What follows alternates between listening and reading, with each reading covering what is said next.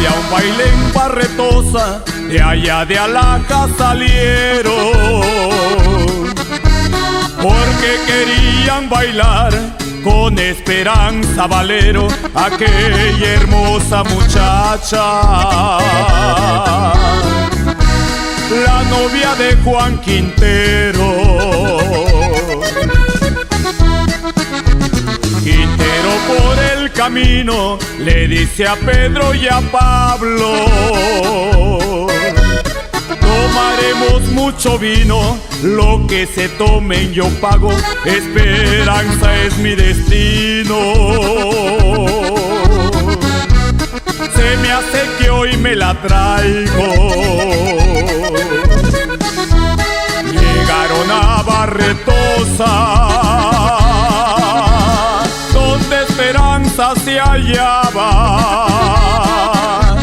Ella tan linda y hermosa, con un cuereño bailaba, parecía una mariposa.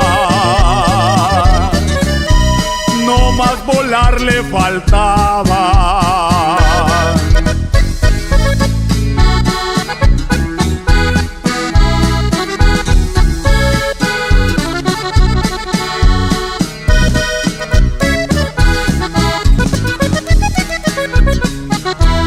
Quintero al ver a Esperanza que con otro hombre bailaba,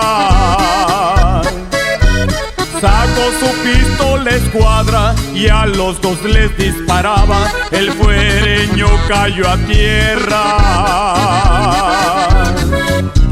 al impacto de una bala. Muy mal herido el fuereño, 3 tiros le dio a Quintero. También a Pedro y a Pablo los hizo morder el suelo y se perdió en el poblado.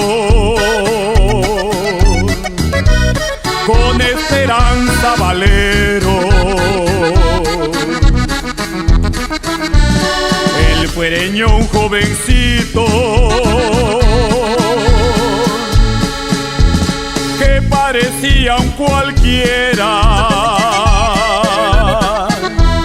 pero era muy hombrecito y ahí les puso la prueba. Había llegado al pueblito como maestro de la escuela.